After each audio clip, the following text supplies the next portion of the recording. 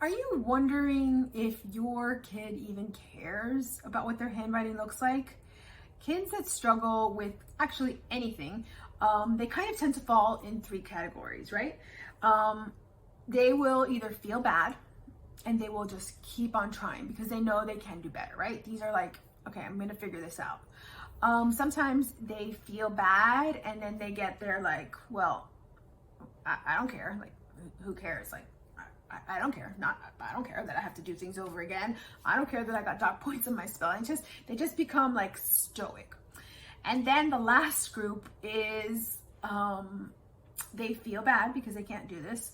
But instead of showing us what they do is they go on what I call strike. They just refuse to write.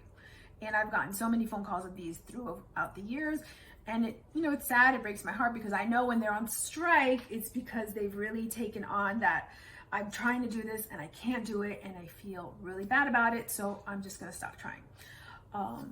So this is important to share with you guys because a lot of times we're like, oh, it's not a big deal.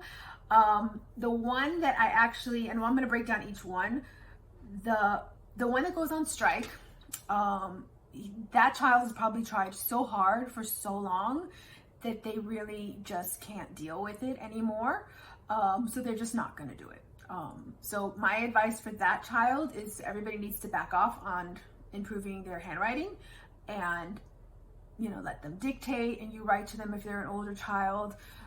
You write the beginning of the sentence, they write the last words. Whatever you do, you want to be super intentional and super specific that they're going to come out winning because this has just become like a confidence issue.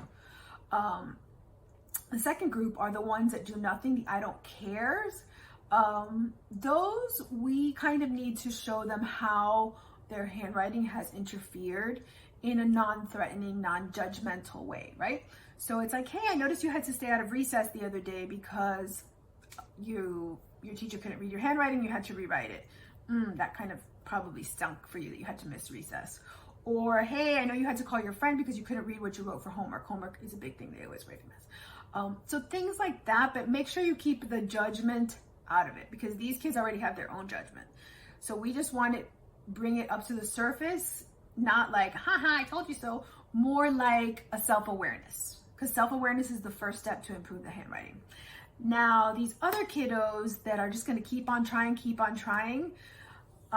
those are the ones that we really want to jump in there real quick and give them support. We want to interrupt their pattern, interrupt how they're doing things because honestly, the way they're doing things isn't working for them, right? So we need to either come in there with a letter size lesson. We need to show them how spacing really clears things up in the picture. And it's actually, as long as they have the right support and the right step-by-step, these keep trying kids do really well with it.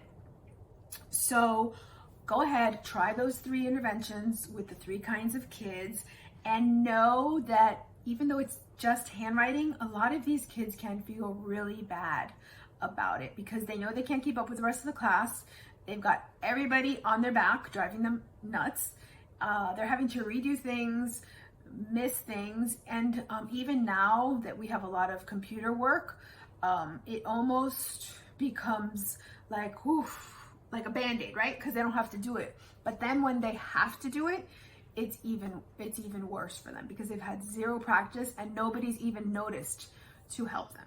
So quick review, the kids that are on strike, we're gonna back off and we're gonna give them as many wins as possible.